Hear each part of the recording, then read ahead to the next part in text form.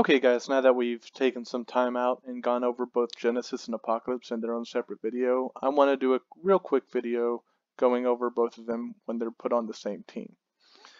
The reason why this is broken is because when they get put on the same team, they become X-Men, and we're going to go over that real fast. So just the first part of Genesis's trait, you'll notice that she does not have the X-Men keyword, but when determining theme teams, characters with the Brute, Monster, or Warrior keywords gain the Heroclix keyword. And you will notice that she does have the Heroclix keyword herself, of course. But she doesn't have Monster for some reason. So, like we've gone over before, that lets you bring on pieces like Sky Tyrants, Sakaran Iron Man, all of your Secret Six, Death Metal Wonder Woman, Venom Magneto, and Venom Magneto becomes bringing him onto Heroclix becomes obsolete because, as you'll see in a sec, with Apocalypse, when determining theme teams, characters with the Heroclix keyword gain the X-Men keyword. So everything that you brought onto a theme team with Genesis, with the letting them gain the Heroclix keyword, suddenly become X-Men once you put Apocalypse on the team. And just to go over when determining theme teams real fast, this works because when determining theme teams happens after you construct your force, but as you're placing them on your force build sheet. So because there's no other interactions with an opponent or anything along those lines, you could determine the order of operations of this. So they all become Heroclix, they all gain the Heroclix keyword with Genesis, and then once you put Apocalypse down, they gain the X-Men keyword. And to go over this real fast, this lets you bring in pieces like Sakaran Iron Man, like I've said before, all those pieces that I went over in the Genesis video.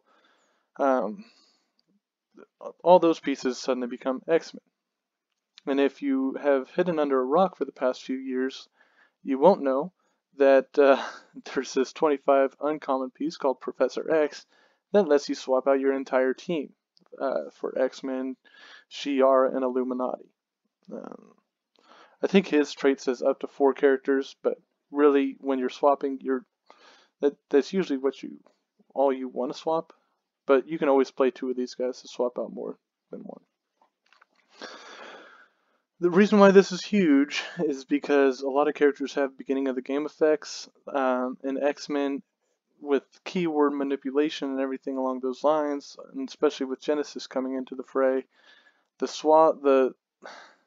just such a wide swath of characters that can use their beginning of the game effects on an X-Men keyworded team.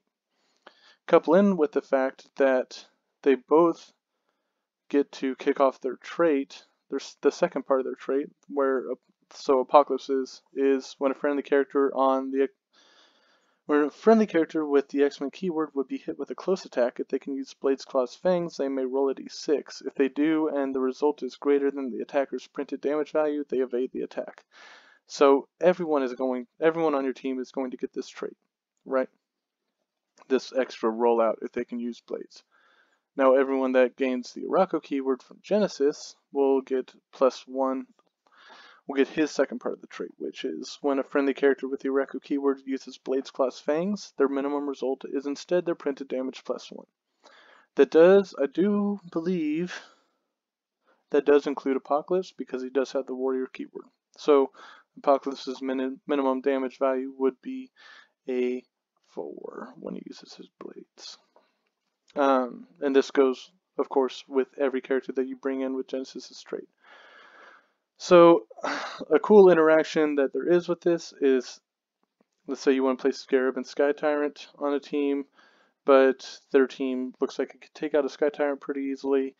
I don't know how many teams out there can, but it looks like their team can, right? So he generates his objects at the beginning of the game, so you automatically get 3 additional objects for Scarab to shoot from, and then you can trade them out for a Jubilee or what have you, something else with the X-Men, Shi'ar, or Illuminati keyword. That's probably not the optimal version of swap-in, swap-outs with this team, but that is an option because it's a beginning of the game effect. And a good way to search those is if you go over to HC Realms, hit Advanced Search, make sure you're searching in Modern Age, And you go down here and search all special powers for beginning of the game, during force construction, when establishing theme teams, something along those lines. And hit search, you'll see all these characters that have beginning of the game traits. So everything from X's Sword, storyline, and the main set probably already has the keywords that you need, but if you go down here to Disney Plus, you'll see that Sharon Carter has one. She doesn't have the right keywords. Sakaran Iron Man has one. He does have the right keywords. Wolverine, I mean, he's X-Men anyways, so whatever. I mean, as you'll notice when you go through looking up pieces to add to your force, X-Men is going to be a very strong keyword moving forward. And just a quick mention, you could also go Dooms. If you go Dr. Thing, he has a brute keyword. And I think Prisoner of Planet Doom has the warrior keyword. Anyways, but you could go Dooms and do like a double swap thing where you swap into Dr. or you start out with Dr. Thing, do the Doom swaps if you win map, and maybe do an additional like Doom thing. I don't know. Probably something that's not that probably something that's not very beneficial, but at the same time it's an option. So you have two options with the thing. Yeah, so that's a way to look up what pieces could help you at the beginning of the game or during force construction, anything along those lines. Yeah, so that's Genesis and APOC. They belong together, they're married, they're together forever, as much as they try to stay apart. And that's those two pieces. Now, I do want to go over Magic because it was brought to my attention that I didn't really go over her that well in my Magic video, or I mean, I just spent too much time focusing on showing you guys the alpha instead of going over her trait. So to bring her up real fast, I'm just going to read it off. You can screenshot it if you can't understand a word I'm saying, or you can go to HC Realms and look her up yourself. But to read it off and go over it a little bit, it's her special on movement. I'll kick the door open. Charge. Phasing teleport. When magic moves, lowercase moves, after resolutions generate a stepping disc marker in the square she began her movement in. Friendly characters within 2 squares of a stepping disc marker can use free. Place this character into an unoccupied square with the stepping disc marker. At the beginning of your turn, remove all stepping disc markers. Okay, so because it's lowercase move, if you find some way to move her for free, not place, just move, then she can put a stepping disc marker in the square that she began her movement. And the easiest way to do this is to give her the Cloak of Levitation. And I went over it on a mystical build, but it works incredibly well on X-Men because you have access to pieces like Venom Magneto and the new Polaris that's coming out in the Hellfire Gala set.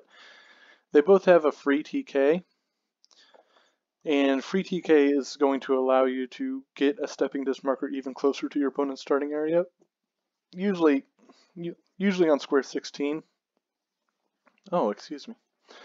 So, way to do this, I'm just going to go over real fast with X-Men so you guys have a visual. We'll say that you're running it with the Emperor and Jubilee combo. What you're going to do is just carry out Venom Magneto with magic.